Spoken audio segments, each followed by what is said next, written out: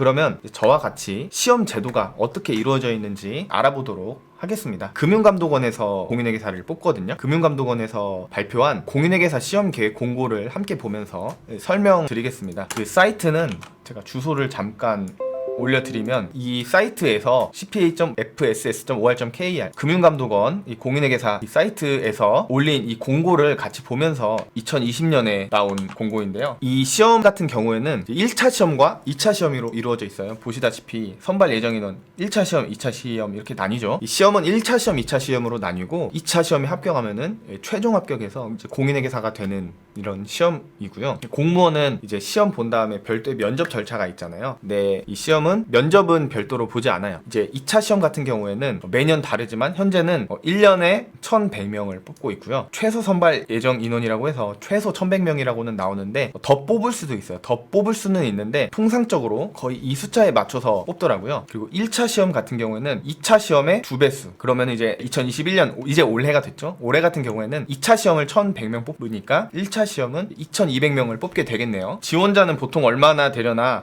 매번 다르지만 보통 한 1년에 1만 명 정도 지원한다고 보시면 돼요. 자, 응시 자격. 시험을 보기 위해서는 여기 보시면은 12학점 이상의 회계학 및 세무, 9학점 이상의 경영학, 3학점 이상의 경제학 과목을 이수한 자. 이게 그냥 원서만 낸다고 시험을 볼 수 있는 게 아니에요. 시험을 보기 위해서는, 즉 시험장에 들어가기 위해서는 일정한 과목을 수강을 해야 됩니다. 이제 총 이제 24학점인데요. 그래서 대학생 1학년이 아무리 공부를 잘하고 아무리 천재라고 하더라도 회계사 시험을 볼 수는 없어요. 최소 이수 학점을 이수해야 되기 때문이거든요. 근데 이 학점 같은 경우에는 현재 다니고 있는 대학교 말고도 인터넷에서 학점은행 같은 데서 학점 이수로도 받을 수 있다는 점 참고하시고요. 그리고 이제 준비하시는 분들이 내가 대학교에서 수업을 듣는데 뭐가 회계에 들어가고 뭐가 경영에 들어가고 뭐가 경제에 들어가나요? 라고 이제 질문을 제가 굉장히 많이 들어봤거든요. 그리고 저도 이제 준비하기 전에 되게 궁금했고요. 왜냐하면 기껏 공부해봤자 이게 경영, 뭐 경제, 회계에 포함이 안 되면은 시험장에조차 들어갈 수 없으니까. 그래서 이것은 이제 금융감독원 공인회계사 시험 홈페이지 들어가면은 금융감독원 공인회계사 시험 홈페이지가 이렇게 생겼거든요. 여기 보시면은 금융감독원 공인회계사 시험이라는 곳에서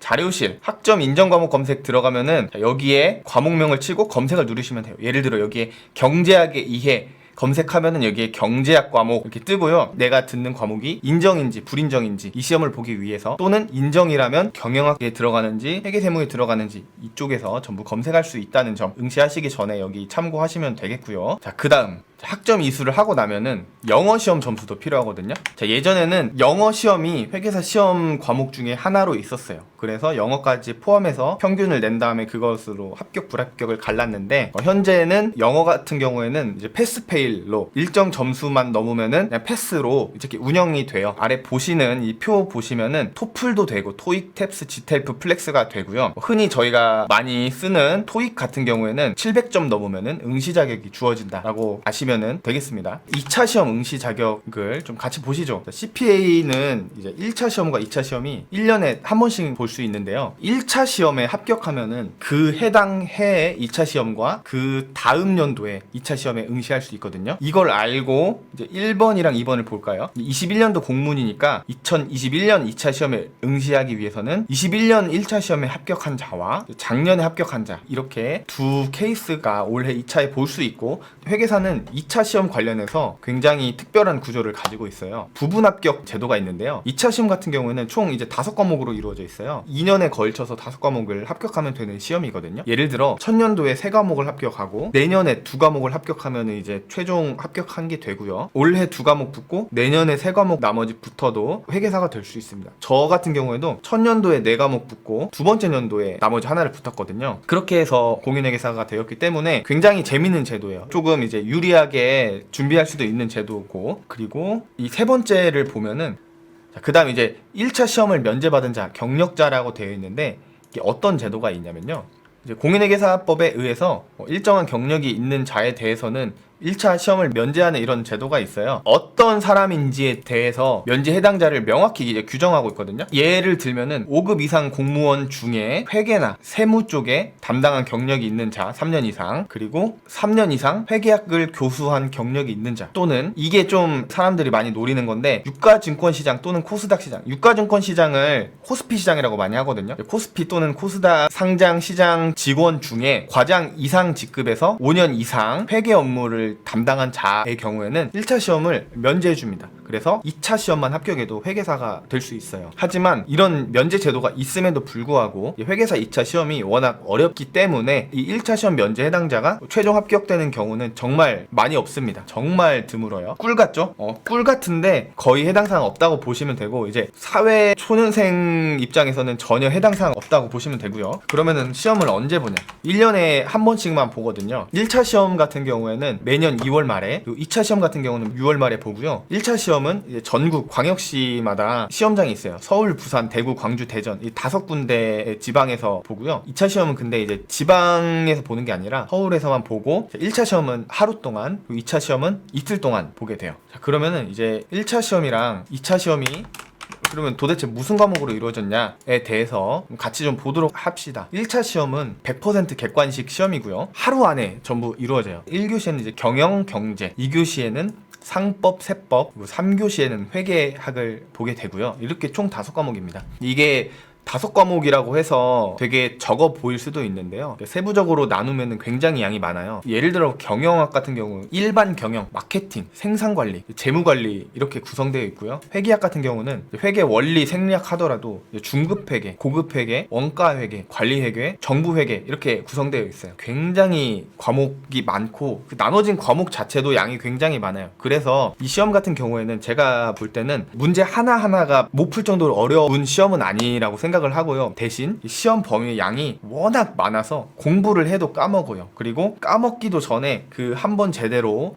못 보고 들어가는 경우도 많아서 포기하지 않고 이 양을 돌리기만 하고 1차 시험장에 들어가면은 반절은 합격했다고 보시면 됩니다. 1차 시험은 뭐 어느 시험이나 마찬가지겠지만 정말 시간이 부족해요. 1교시 같은 경우에는 이제 110분에 경영학이랑 경제 원론을 같이 보는데요. 이 시험지를 한 번에 나눠줘요. 경영 40분, 경제 40분이 아니라 80문제를 110분 안에 풀어야 되거든요. 한 문제당 1.4분, 2교시는 한 문제당 1.5분, 3교시는 한 문제당 1.6분 안에 풀어야 되는데, 회계학 같은 경우에는 말 문제도 있긴 하지만 대부분 계산 문제가 굉장히 많거든요. 계산을 한 문제당 1.6분 만에 이제 풀어야 돼 가지고 굉장히 빠른 속도를 필요로 하는 그런 시험이에요. 정말 양이 많은 시험이에요. 그리고 방금 1차 과목들을 봤었죠. 2차 시험을 같이 보도록 해요. 1차 시험이 100% 객관식으로 이루어져 있다면 2차 시험은 반대, 100% 다 주관식이거든요. 자, 1일차, 2일차로 나눠져 있고, 1일차는 3과목, 세법, 재무관리, 회계감사, 2일차는 원가회계, 재무회계라는 시험으로 구성되어 있어요. 아까 말씀드렸듯이 1차 시험은 상대평가로 상위 2200명을 자르는 시험이라고 말씀드렸잖아요. 근데 이제 2차 시험은 절대평가예요. 계속 반대죠. 객관식과 주관식, 상대평가와 절대평가. 절대평가로 각 과목당 60점을 넘으면은 그 과목을 합격시켜주는 제도예요. 근데 이 시험이 아까 1차 시험은 안 어렵다고 했잖아요. 2차 시험은 굉장히 어렵습니다. 굉장히 어렵다 보니까 100점 만점에 난다 긴다 해서 1차 합격하고 똑똑한 사람들도 100점 만점에 60점을 넘기는 사람이 많지가 않아요. 그래서 합격자를 어느 정도 맞춰야 되기 때문에 베이스업이라는 걸 합니다. 너무 어렵기 때문에 과목마다 다르고 매년 다르겠지만, 그러니까 재무관리라는 과목이 어렵게 나온 해에는 100점 만점에 20점밖에 안 맞았는데도 합격하는 사람들도 있었거든요. 너무 어렵다 보니까 20점도 상위권인 거야. 당연히 정답을 맞춰야겠지만 정답을 맞추지 못하더라도 이 풀이식을 논리적으로 잘 쓰면은 부분 점수를 줄 수밖에 없어요. 2차 시험 많이 어려워요. 그것 때문에 1차 시험이 면제되더라도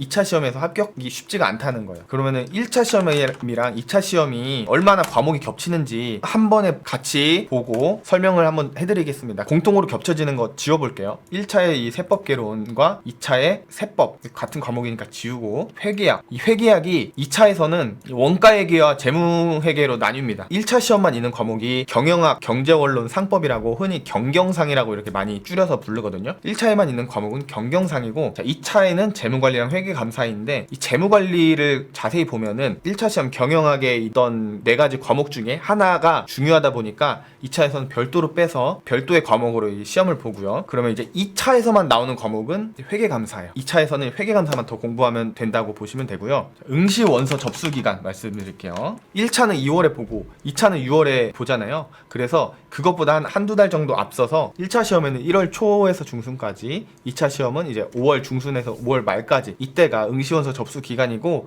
은근히 응시 접수 기간 놓치는 사람 많습니다. 그리고 아까 말씀드린 영어 성적 제출 못하는 분들이 은근히 많아요. 왜 그러냐면 이 시험이 뭐 한두 달 공부해서 붙는 시험이 아니라 오래 두고 공부하시는 분들이 많은 시험이다 보니까, 예전에 있던 영어 점수가 700점이 넘겼는데 2년이 넘어서 영어 점수가 만료되는 경우가 종종 있습니다. 그래서 다시 봐야 되는데 이 기간을 못 맞추시는 분들이 있기 때문에 미리미리 맞추셔야 될 것 같아요. 제가 CPA 시험 제도에 대해서 간단히 설명을 드려봤는데 도움이 되셨는지 모르겠네요. 다음에는 더 유익하고 흥미로운 컨텐츠로 이제 인사드릴 거예요. 구독자 여러분들도 궁금한 점이 있으면 이 밑에 댓글로 달아주시면 좋은 질문 선정해서 다음 영상 때 답해드리도록 하겠습니다. 자, 그럼 안녕히 계세요.